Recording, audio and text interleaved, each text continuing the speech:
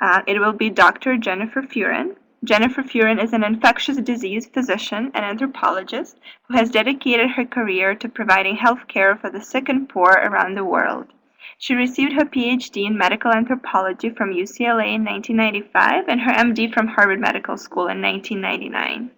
She has implemented programs for patients with HIV and TB in resource-poor settings, including Haiti, Peru, Russia, Boston, South Africa, and Lesotho. Dr. Furan has worked with patients who have MDR-TB since 1995 and has treated hundreds of children with this disease. She currently leads the Capacity Building Task Force at the Sentinel Project on Pediatric Drug-Resistant Tuberculosis, as well as the SWIFT Response Project, and she serves as a regular consultant and strong advocate for children and families affected by this disease. And I will now turn you over to Dr. Furan. Thank you. Great. Thank you so much, Evgenia, and welcome to everyone. And thank you so much for joining us in this webinar. It's really a pleasure to be speaking with you all this morning, my time, but probably this afternoon and this evening, your time. And I hope that we'll have a very productive webinar.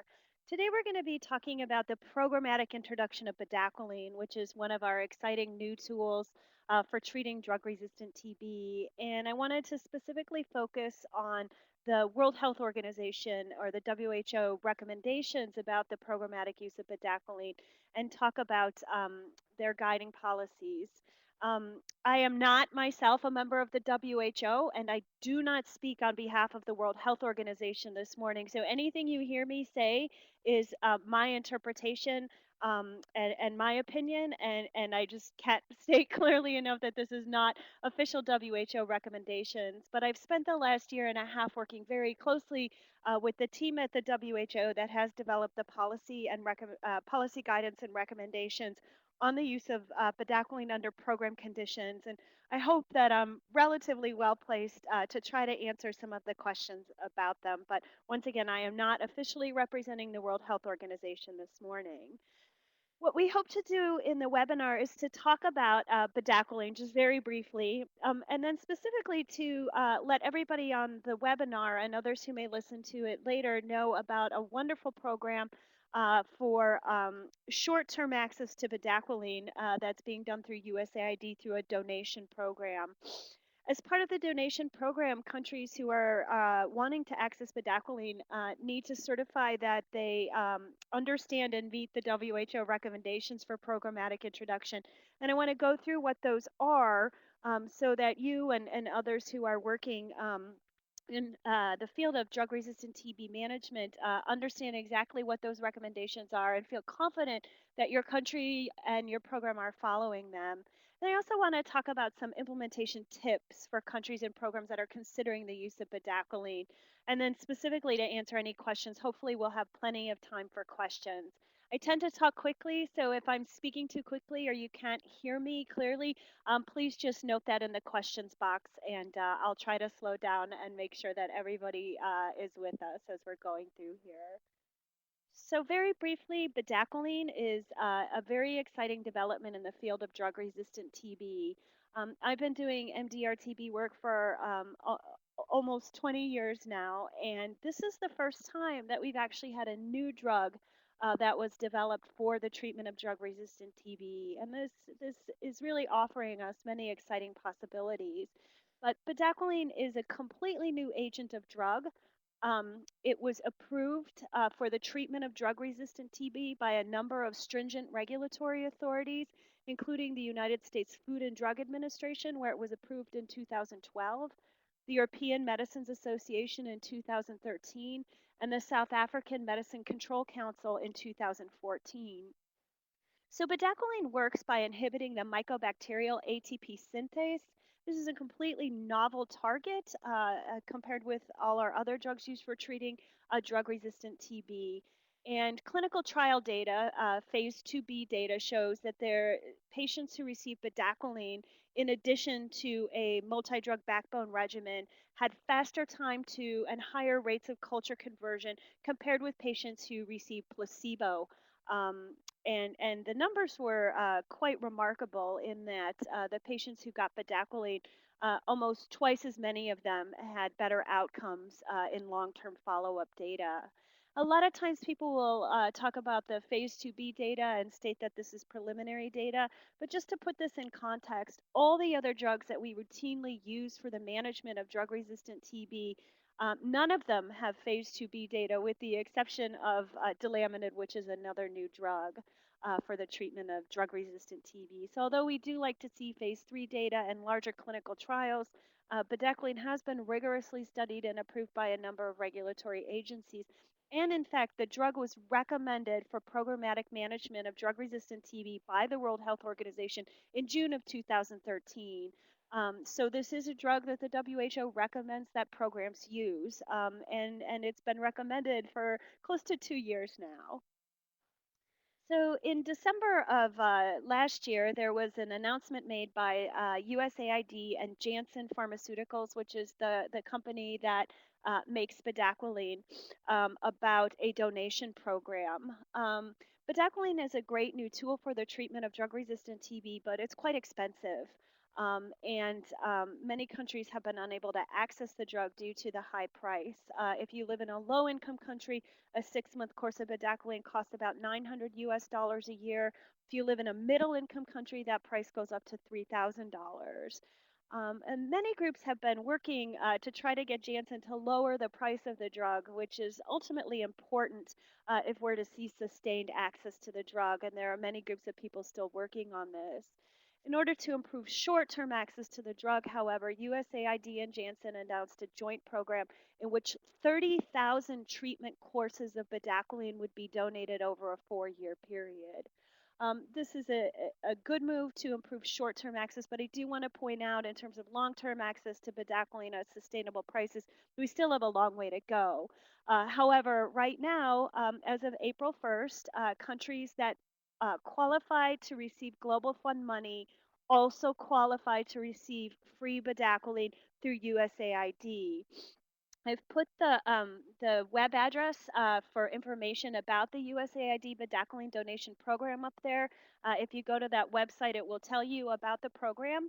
And again, as I mentioned, the commitment is to provide 30,000 treatment courses. So this is essentially 6 months of treatment for 30,000 individuals to countries and programs over a 4-year period. The drug will be made available through the Global Drug Facility, and it is available for countries that qualify for Global Fund support. It doesn't mean you have to have a Global Fund grant, only that you would qualify to receive Global Fund funding. And in that setting, you also qualify to receive the bedaquiline through the bedaquiline donation program. There are some countries that may not necessarily qualify for Global Fund support that could also benefit from the bedaquiline donation program, and these are countries such as China and South Africa. None of the countries in the European Union currently qualify for this, but both USAID and Janssen are open to the possibility of having other countries participate in the donation program. In addition to providing the drug free of charge, USAID has also committed to providing technical assistance to countries around bedaquiline use. And anyone who wishes to request technical assistance, you can make that request to the email address I pointed out there, to Yadi Mukadi, and USAID will do whatever they can to try to provide technical assistance to countries. So this is great. If you're even thinking about using bedaquiline in your country or your program or to treat patients, you can reach out to USAID and ask them for assistance at any step along the way, and they'll do their best to help match you up with TA providers and to themselves provide technical assistance. So I briefly wanted to mention, in the WHO recommendations on the use of bedaquiline, they recommend that countries wanting to introduce bedaquiline meet what they call 5 conditions. I like to call them recommendations as opposed to conditions, because I want to point out, unlike previous experience with the World Health Organization approving countries or approving projects to treat MDR-TB through the green light committees, there will be no WHO approval process for countries wishing to use bedaquiline. Okay, the green light committees were an interesting idea early in scale up of MDR-TB treatment. However, they really didn't facilitate broad access to second line drugs for the treatment of MDR-TB. So rather than continuing to repeat what seemed to be a program that did not facilitate access, the World Health Organization has decided there will be no approval process for countries who are wishing to access bedaquiline. Countries know themselves and their programs best, and so rather than having outside people come in and telling countries and programs whether or not they qualify for bedaquiline, countries will now certify that they understand the 5 WHO conditions for programmatic introduction of bedaquiline and that they meet these 5 conditions. Because the impetus is now on countries, we wanted to have this webinar to spend a little bit of time going through what these 5 conditions or 5 recommendations are so that countries can make educated assessments about whether or not they do meet these 5 conditions and then go ahead and order bedaquiline. I think one of the interesting things about the bedaquiline introduction in under program conditions has been there's a lot of rumors about the drug. There's a lot of rumors about who qualifies to receive the drug. But in fact, when you go back to the WHO recommendations, really almost any country that's doing programmatic management of drug resistant TB can use bedaquiline. And in fact, I would suggest to you that any country that's treating MDR TB patients needs to use bedaquiline. It's a drug that helps with our patients who have high levels of resistance and our patients who are experiencing adverse events. But I did want to spend a little bit of time going through each of these 5 conditions so that people feel comfortable with what they are and to see where their programs or their countries may need to have additional assistance through USAID or other mechanisms or to devote additional resources. So what are the 5 conditions? We're going to go through each of these in more detail, but the first is that the bedaquiline is introduced under closely monitored conditions. And those closely monitored conditions apply both to the program and to the patient. The second condition is that there's careful patient selection so that bedaquiline is not given to everybody willy-nilly across the board, but there's consideration about the populations of patients in whom this drug would be most appropriate. The third is that the drug is used in a regimen that follows the basic WHO principles. We don't want people just adding bedaquiline to a failing regimen or using bedaquiline as a single drug, and we'll go through that in more detail. The fourth is that patients who are receiving bedaquiline sign an informed consent form. And then the fifth, and this is the area that seems to be causing most problems and confusion for countries, is that bedaquiline be introduced with a component of active pharmacovigilance. So we're going to talk about that in a little more detail. And again, to access the donation, countries themselves need to certify that they meet these 5 conditions so that, again, nobody's going to be coming in and telling you you meet them. Rather, you're going to say, I understand the 5 conditions and I feel my country meets these 5 conditions and we're ready to introduce bedaquiline. So condition 1 is close monitoring of the patient and program. And just to give you word for word what the WHO guidelines say, programs that want to introduce bedaquiline under program conditions need to ensure that treatment is administered under closely monitored conditions to enable optimal drug effectiveness and safety. They go on specifically to list things such as sound treatment and management protocols, relevant oversight by treatment bodies and management programs, and that there's the work is done in an ethical way. So what I would submit to you, looking at this, thinking about it from an implementation point of view, is that a program meets the condition of close monitoring if they have a robust programmatic management of drug-resistant TB program and guiding principles.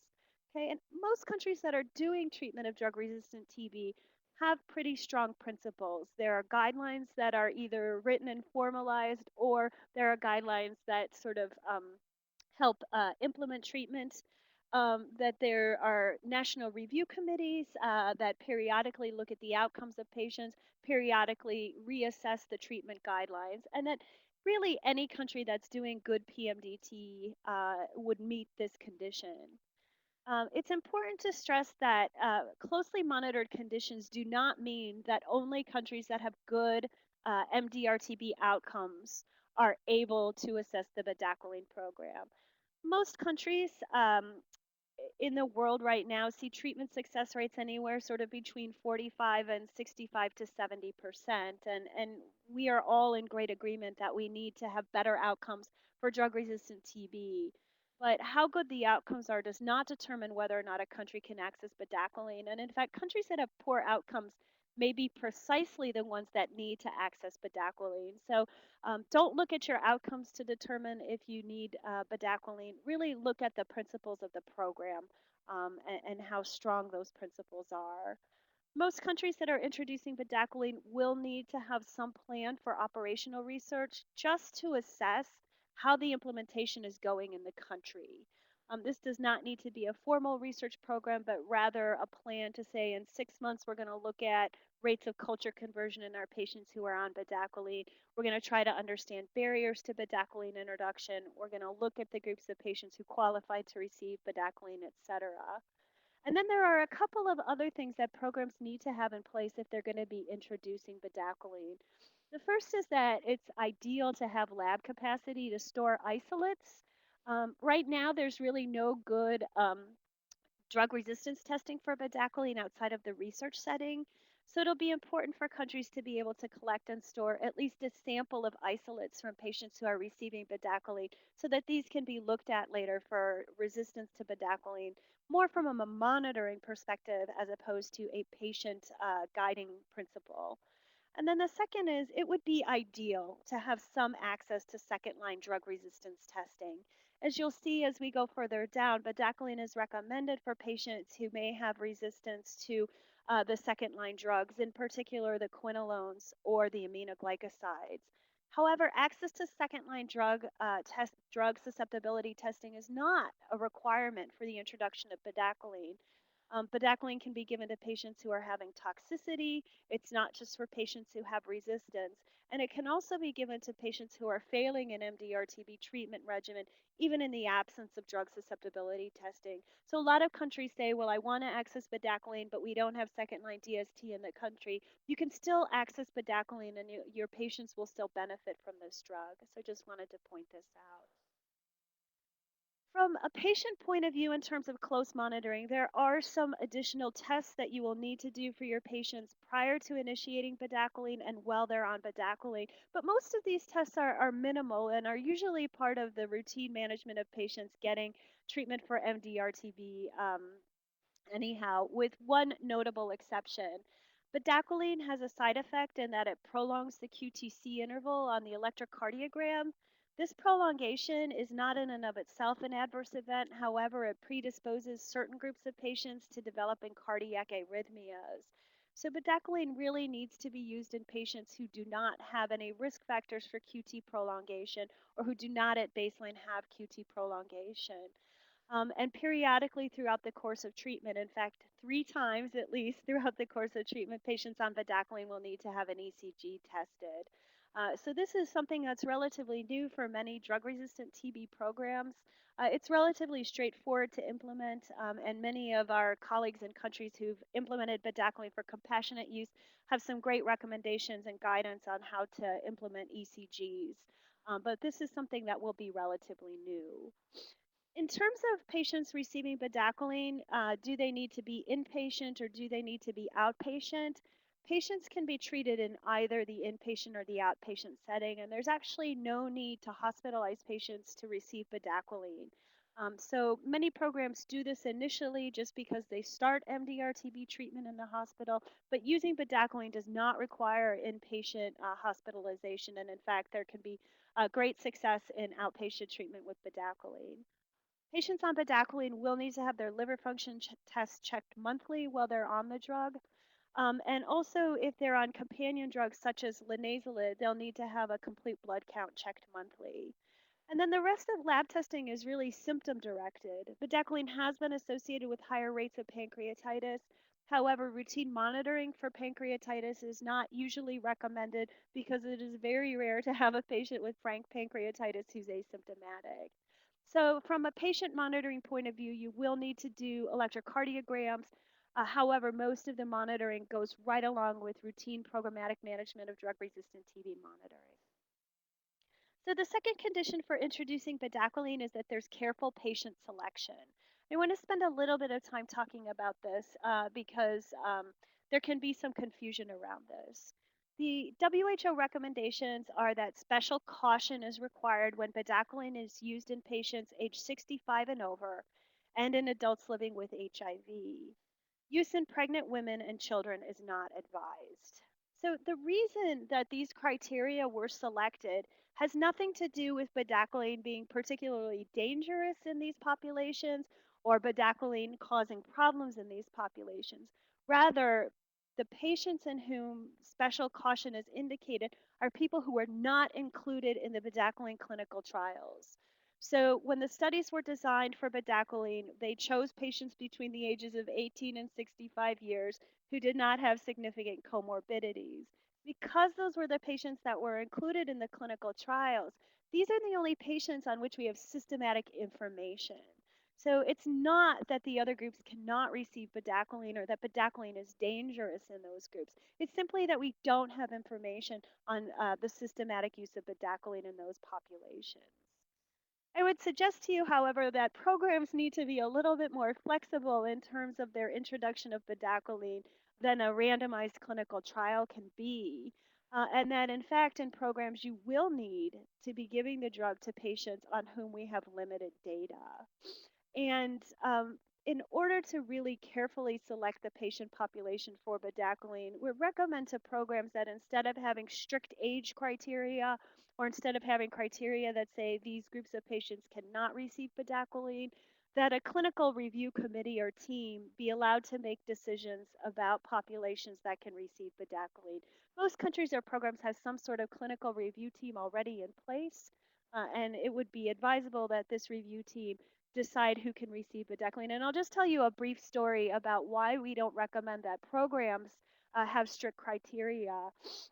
There was a family in which XDR-TB was diagnosed in a country where I was working, and four people in the family had XDR-TB. One was a 17-year-old, one was a 19-year-old, one was a 20-year-old, and one was a 21-year-old. And unfortunately, a strict criteria of the age of 18 was implemented. And so three of the people in that household got bedaquiline treatment for their XDR-TB, and the 17-year-old was not given bedaquiline. Which was a really difficult thing to do. So there's nothing magical that happens when somebody turns 18. There's nothing magical that happens when someone turns 66. It's just that those groups of patients were not included in the clinical trials, so we have limited evidence on them. But no evidence doesn't mean do not use. And in fact, programs are going to need a lot of flexibility. If you think about certain programs, I'm thinking about in South Africa or other countries that have high rates of HIV infection, there was not a significant population of patients with HIV comorbidity included in the bedaquiline clinical trials. However, it would be ridiculous not to give the drug to those patients. So if you're thinking about careful patient selection, make sure you have guiding principles, but that you introduce some flexibility and that you really need to think about including vulnerable populations who might benefit from the drug. But who are routinely excluded from clinical trials. One example of this would be prisoners. It's very difficult to include prisoners in clinical trials for a number of reasons, but often the prison population is affected by high rates of MDR-TB, high rates of resistance to second-line drugs, and would benefit greatly from receiving bedaquiline. So the third guiding principle or recommendation from the WHO is that bedaquiline be used in conjunction with other drugs to compromise a regimen that's based on WHO guiding principles. And I'm sorry for the wordy slide here, but I just wanted to point out what the WHO specifically recommends. So they want adherence to the principles of designing a WHO recommended regimen typically consisting of 5 drugs to which the patient is likely to be susceptible. The WHO recommends that patients be prioritized to receive bedaquiline if they have evidence of resistance to afluoroquinolone, to an injectable agent, or to 2 other second-line drugs. They also recommend that bedaquiline be used in settings of intolerance or if there's problems accessing drug supply. And so if you think or have heard that bedaquiline is only for patients with XDR-TB, that's simply not true. And the WHO is very clear in their recommendations. So I just want to point out a few implementation points that are necessary for countries to think about. So you never want to be just buying bedaquiline and adding it as a single drug to a failing regimen. I think we all try to beat this point home, but we can't emphasize it strongly enough. If you give bedaquiline as a single drug to patients who are failing treatment, it's not going to work out very well. The group of patients that should be prioritized to receive bedaquiline should be those that have resistance or intolerance to a fluoroquinolone and injectable or both. So if you have a patient who has resistance to levofloxacin, those patients should be prioritized for bedaquiline. If you have a patient with resistance to kanamycin, again, those patients should be prioritized to receive bedaquiline. XDR patients should be prioritized to receive bedaquiline. But I also want to point out the importance of intolerance here. Okay, so if you have a patient who's beginning to develop hearing loss, that patient would also qualify to receive bedaquiline. And we really don't want bedaquiline to become a drug that's just given under the worst case scenarios or it's not going to perform very well. Now, many of you have patients in your programs or in the countries where you're working that have resistance to other second line drugs, particularly ethionamide is a problematic one that comes up. The WHO does not recommend prioritizing patients with resistance to just one second line drug, such as ethionamide, for the treatment with bedaquiline, but there's no evidence behind this recommendation. So, programs themselves, if you have access to sufficient drug, you may also want to consider giving bedaquiline to patients who have resistance to other second line drugs. And the WHO suggests if they have resistance to both cycloserine and PAS or ethionamide and cycloserine that they should receive bedaquiline. But again, programs can think about how good their outcomes look and whether or not there's resistance or intolerance to another second line drug um, to give bedaquiline. Again, don't wait for the toxicities to become severe. If we're trying to mitigate toxicity, we want to introduce bedaquiline as a substitute early on in the course of therapy. You want to make sure, however, you have access to adequate companion drugs, most notably linezolid and clofazimine, although there are other companion drugs that programs think about using, including the carbapenems. And again, I just want to mention that you can access bedaquiline even if you don't have access to second line DST. Just want to briefly talk about what constitutes intolerance. The WHO recommendations do not specify what is intolerance, and really it's up to a country to decide what is intolerance. If you wait till your patients lose their hearing to introduce bedaquiline in lieu of an injectable agent, you waited too long. And really, we need to be doing a much better job identifying adverse events relatively early in the course of patients' therapy so that they can benefit from the introduction of bedaquiline to mitigate these. But I would like to point out intolerance is a relatively vague term, and programs can interpret intolerance how they would like to.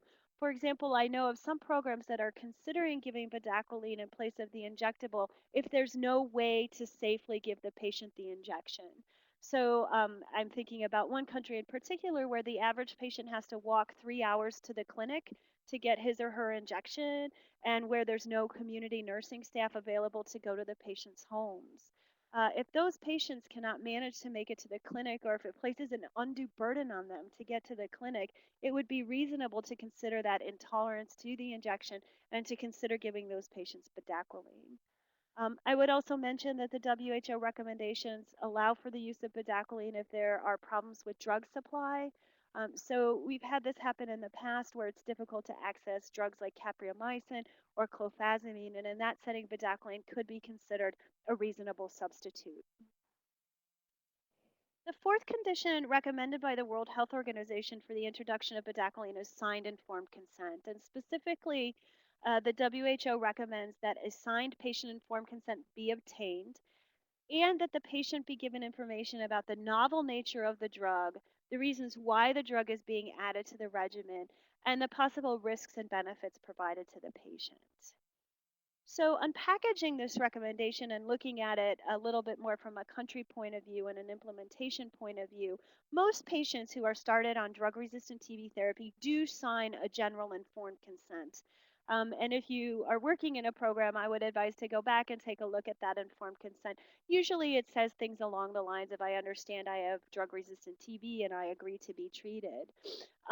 But for bedaquiline, there's specific information that you need to give patients, and they need to understand that they're receiving this drug.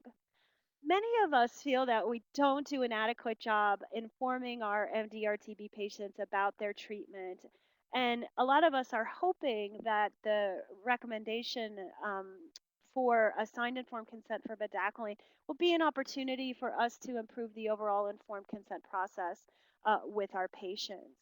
And that really, instead of focusing on a form and a signature, we need to focus on engaging our patients, informing them about the nature of their disease, informing them about why we think they need treatment with bedaquiline, and to make sure that they're engaged in this process. Informed consent is not usually a one off process. It requires us to go back with our patients over and over again. Most of them are really horrified when they find out they have drug resistant TB. They're frightened, they're scared. They have a very hard time retaining the complicated information that we may be giving to them. And so, again, this is a great opportunity for us to improve how we engage with patients. There are a couple of things about asking patients to sign a specific informed consent for bedaquiline that can make it a little bit complicated. So one of the things that often happens is in the informed consent for bedaquiline, countries or programs make a laundry list. Bedaquiline can cause pancreatitis, bedaquiline can cause problems with your heartbeat, bedaquiline can cause, problems with coughing blood, etc. And these laundry lists don't really help patients. So if you're thinking about the informed consent process for bedaquiline, I'd be really careful about making a long laundry list of all the possible things that could go wrong, but instead present to the patient why you think he or she would benefit from bedaquiline and what some of the problems other patients who've taken bedaquiline have encountered are. And then the other thing is that a lot of programs and some patients have asked, well, why do I need to sign a separate form just for this drug? And the perception on the part of many people is that the drug, there must be something wrong with the drug if I have to sign something specific to take just this drug. And that's certainly a fair question. What I usually tell the patients that I'm treating is the reason they need to sign a form specifically for this drug is that it's relatively new and we have limited experience using it, just so that they understand and they're not specifically very frightened of the drug, which can happen if we exceptionalize it. So that's just something to think about.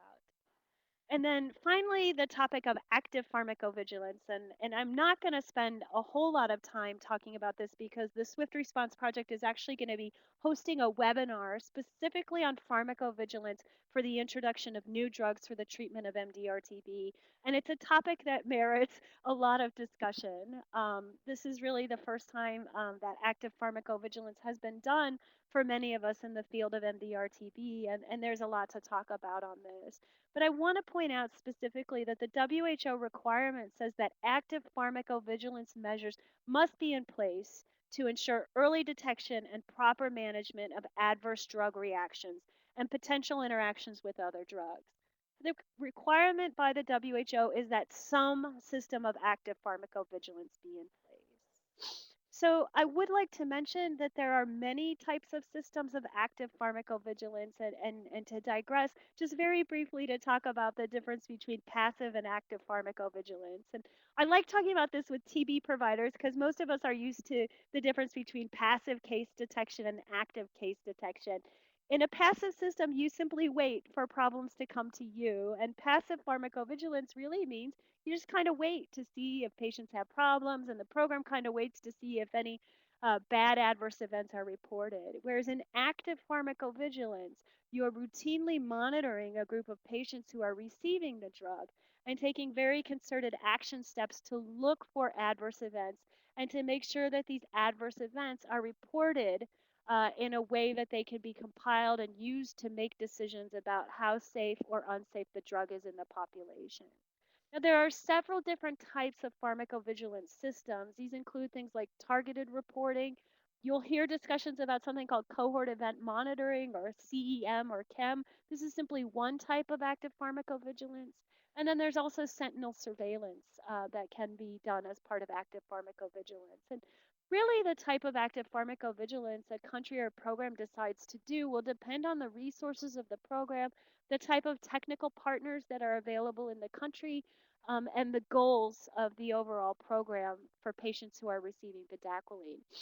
There are some really nice WHO publications either already existing on active pharmacovigilance in TB or hopefully forthcoming shortly. But our colleagues in the field of HIV have done a lot of work in active pharmacovigilance. And although it's relatively new to the field of tuberculosis, there's absolutely nothing new about active pharmacovigilance. And so I listed there a website that has some nice guidance from our colleagues in the field of HIV about how to do active pharmacovigilance and what needs to be done as part of active pharmacovigilance. And with active pharmacovigilance, there are activities that need to be done by clinical providers, and there are activities that need to be done by the program at a central level. And I just want to briefly talk about the different types of activities that need to be done by the different actors. So, for providers who are actually taking care of patients with MDR-TB, active pharmacovigilance is really part of optimal management of adverse events. If you're treating MDR-TB patients, you're taking care of people who have adverse events, and all of us know that very well and have seen our patients really suffer from some of these adverse events. So, active pharmacovigilance should really be seen as part of optimal management of adverse events. And the top priority is to assess and manage adverse events. Okay, it's very easy for a lot of us to get caught up in this WHO recommendation and to start building complicated systems for reporting and recording adverse events. And I think we need to do this, but we can't lose focus that the main job in of providers is to assess and to manage the adverse events that our patients have. So, in order for providers in the field to be participating in active pharmacovigilance, they're going to just need to record some additional information in the medical chart about the adverse events their patients experience. Particularly, it would be nice for them to record information about the severity of the adverse event, what they think is causing the adverse event, and the plan of action that they've developed to manage adverse events. And, many of us, I'll use myself as a great example. I don't tend to document things very carefully in the medical record, often because I'm too busy taking care of patients to spend a lot of time writing things down. But it's really important that we encourage providers and facilitate providers really just recording more information about the types of adverse events they're seeing, how severe they are, which drugs they think are causing it, and what they're going to do about it. In addition to recording these things, providers will need to report certain types of adverse events to a designated authority. And it's important that we give them clear guidance on which events need to be reported, how they're reported, and how fast they need to be reported. On a central level, there needs to be some designated body that is able to receive the reports from the providers and from the field sites. In some settings, this will be a designated pharmacovigilance center, but many countries don't have an active pharmacovigilance center, or if they have a pharmacovigilance center, it's not very well developed. To meet the WHO recommendation on active pharmacovigilance, you do not need to have an active functional pharmacovigilance center in your country. What you need to have is a designated body that can receive and analyze reports from providers who are treating patients with bedaquiline. So at a central level, there's somebody that needs to collect this information, that needs to look at the reports, analyze the reports from multiple providers, and then report back to providers on any sort of trends or signals that they're seeing in adverse events. Um, it's also important since bedaquiline is being given only to several hundred patients within countries that there be some sort of supranational group collecting data so that experiences from different countries like Georgia and Belarus and the Philippines can all be shared with each other and we can collectively have more data on a global level about what's going on. Um, but the central level in the country really needs to receive the reports, analyze them, and report back to other providers. Pharmacovigilance and TB may be new for the country, but certainly there are usually other pharmacovigilance activities in the country going on around malaria or HIV, and it's good to touch base with and talk to those people. But again, I do want to point out you do not need to have a designated pharmacovigilance center, but rather a recognized body in the country that can coordinate these activities. So I also want to mention that active pharmacovigilance doesn't just occur at a country level, but also there's an international or supranational level for active pharmacovigilance in which the adverse events that are reported from countries can be pooled in order to give us a more robust database and experience. And if you're accessing the donation program, the supranational body will be the global drug facility. Okay, all serious adverse events or adverse events that cause change in therapy will need to be reported to the global drug facility. And right there is an email address to which they'll be reported. Their fax number is also there. So the global drug facility, because it's providing these 30,000 treatment courses of bedaquiline, is obligated to collect events about, is obligated to collect information about any serious or severe adverse events. So they'll be doing this and the information is there. They have a form you can download from their website. This is just a copy of that form. But if your country has a different form that you're using, it's fine to use your country specific form and send that form to the global drug facility. So just be aware of that. Again, I really want to mention that active pharmacovigilance, the goal is to improve adverse event management and to prevent adverse events.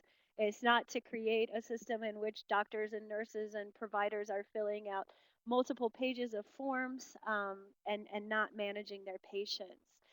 A lot of times providers are a little bit hesitant about active pharmacovigilance. And what we often talk about with these providers is that this will give them a better sense of what types of adverse events their patients are experiencing so that they can focus resources on diagnostics and treatment of these adverse events. And so this isn't just some silly requirement that was sent down from on high, but rather is a really nice way to understand the types of adverse events patients are experiencing while they're on bedaquiline, and it's not just adverse events from bedaquiline that we're looking for.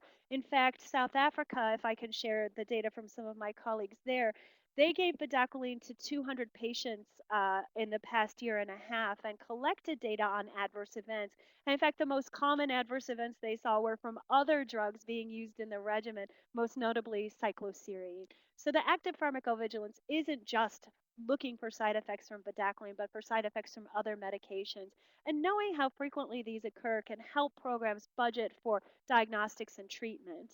The other thing about active pharmacovigilance is it can help identify if there are any specific problems with batches of medications or with the manufacturing of certain medications. So, really, in its best, active pharmacovigilance is a way to ensure that we monitor and treat our patients who have adverse events in an optimal way, and that we're able to capture this data in a systematic fashion so that decisions can be made.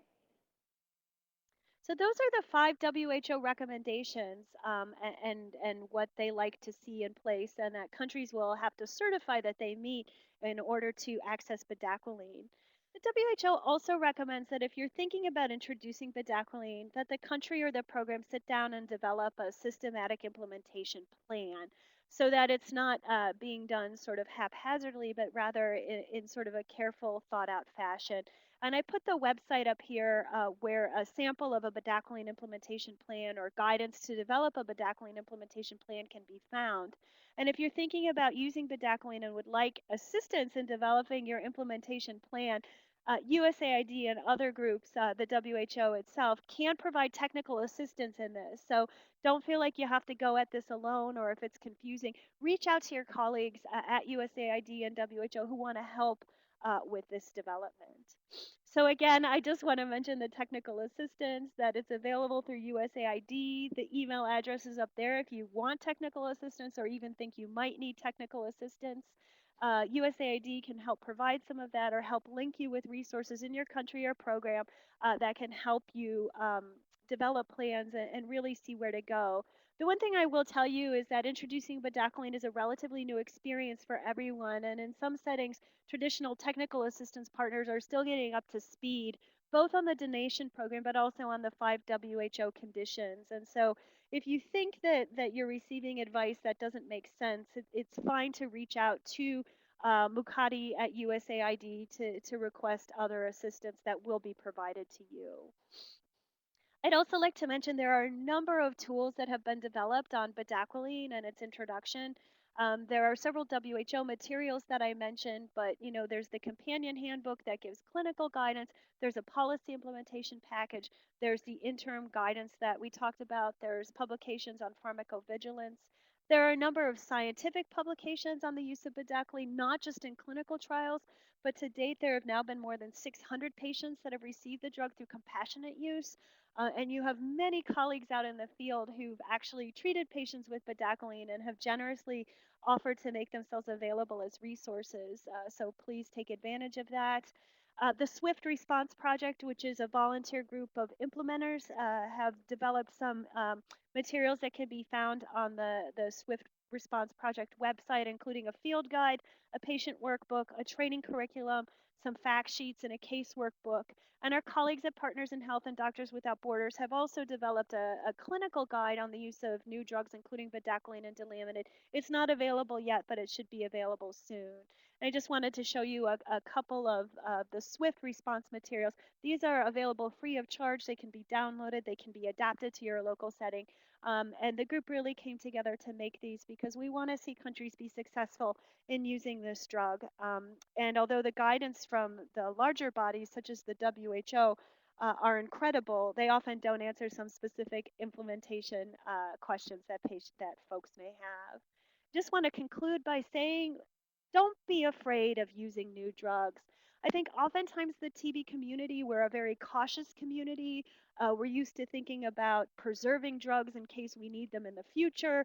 We're often used to think about we don't want resistance to develop, when in fact, we know that the current approach to treating MDR-TB is woefully inadequate. Okay, only about 50% of the patients who are able to access treatment have successful outcomes, and these numbers are far too low.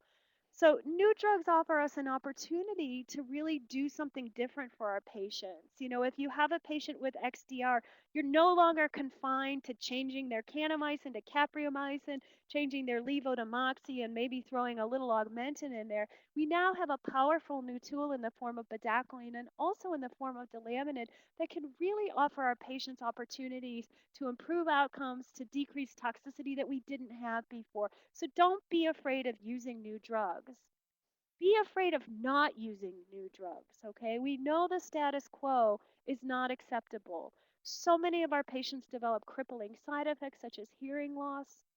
We end up thinking about reducing the dose of their injectable or going to 3 times a week. But Bedaquiline offers us an opportunity to really do something different for our patients.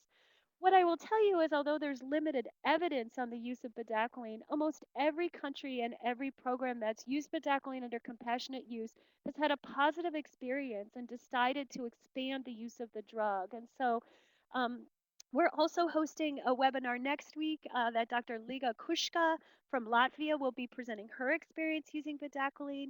Dr. Francesca Conradi from South Africa presented her experience and the country's experience in a webinar last month. There are people in the field who have used this drug and find it beneficial. So don't be afraid of using it. Use the new drugs. And I will stop there and answer any questions. I see there's one from the audience about what are the preferred quinolones that can be given along with bedaquiline. And this is a great question. So we know that bedaquiline prolongs the QT interval on the electrocardiogram, and the fluoroquinolones as a class of drug also prolong the QT interval. Levofloxacin is less likely to prolong the QT interval than moxifloxacin, so our experience with bedaquiline so far has been using it primarily with levofloxacin. Again, part of this came from the fact that in the clinical trials and in the compassionate use of bedaquiline, moxifloxacin was not allowed. So we have very limited experience using bedaquiline with moxifloxacin, and many people have expressed concern about using the two drugs together. No patients who got bedaquiline had any clinical cardiac events, although a proportion of them did have QT prolongation. And we know that moxifloxacin reliably prolongs the QT interval. So we do recommend levofloxacin over moxifloxacin. However, if you have a patient with XDR-TB who's resistant to levo but sensitive to moxifloxacin, it would be very reasonable to use moxi along with bedaquiline provided the QT intervals are monitored. One of our colleagues in the audience also mentioned that there is an elaborate list of frequently asked questions on pharmacovigilance related to bedaquiline introduction, and this is available at a website. And I think Evgenia has posted the website there in the IT questions and chat section for folks. So if you want to look at or get primed for the webinar on pharmacovigilance that'll be coming in early May, you can look at that website. And Evgenia has also listed the Swift Response Project website there. Please feel free to go on the website, download some of the materials. It's not a sophisticated website because those of us who are responsible for making it are not the most sophisticated in website design, but the materials are posted there and you can certainly access them. So I'm going to stop talking now. I want to really thank everybody for their attention, and I hope that this was a useful webinar in trying to unpack some of those WHO conditions.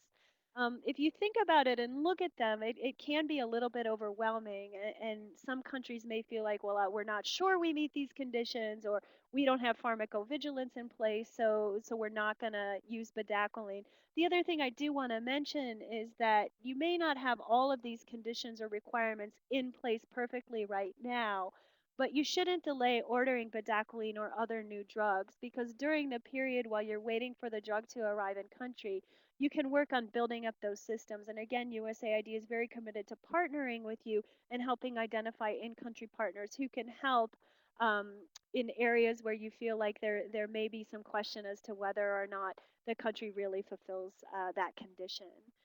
Um, I see another question that there's also some concerns about cross resistance with bedaquiline and clofazimine, and if there's any news on this. So, bedaquiline and clofazimine have completely separate mechanisms of action, but there was a paper that was published last year that showed that a certain number of strains that are resistant to bedaquiline are also resistant to clofazimine.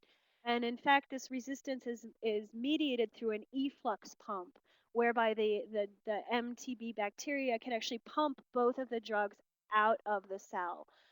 We're not sure what that means clinically, and it was only reported in a relatively small number of patients in whom it was tested. But there is some concern that in patients who've received clofazimine in the past, that bedaquiline may not be effective in those patients. So if you had access to both bedaquiline and delaminid, which many countries don't, and unfortunately you can't access delaminid yet through the global drug facility or really through any other mechanism, some people would say if you had access to both drugs, that delaminid would be preferred in patients who received clofazimine in the past. But for the most part, we recommend that bedaquiline can be used in those populations.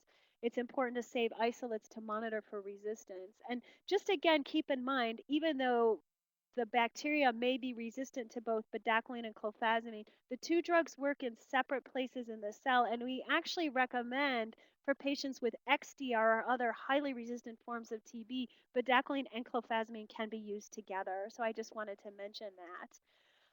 And then someone also mentioned that after discussions with USAID, there's no plan yet for provision of companion drugs at the country level. And that is a great point. So bedaquiline is going to be made available free of charge, but countries that are using bedaquiline will still need to order and pay for drugs such as linezolid, clofazimine, moxifloxacin. Some of these drugs are difficult to obtain, and some of them are indeed expensive. Generic linezolid right now is still $7 a tablet. And there are plans amongst the MDR-TB community to continue to advocate to lower the prices of those drugs. And this is something that we're talking about with USAID. There are no plans right now for donations of those drugs, and rather it's being recommended to countries that the money that they would have spent on bedaquiline could be directed towards purchasing these relatively expensive companion drugs. But this is definitely an area in which we all need to pull together and advocate. for consistent reductions in price of many of the second line drugs. And again, I'll mention the bedaquiline donation is wonderful in allowing short term access to a large number of patients who otherwise may not have been able to get the drug, but it's not a sustainable long term solution. So we definitely need to keep moving forward towards affordable prices for all second line drugs. So I'll stop there and thank everybody again for their time and their attention. I know Evgenia is going to talk to you about filling out a survey for us, which would be very helpful, not only in gauging how this webinar went, but in hearing about other topics that you may want to have in the future. And again, I just thank everybody for the attention this morning, this afternoon, and this evening, and for all you're doing to better treatment for patients with drug resistant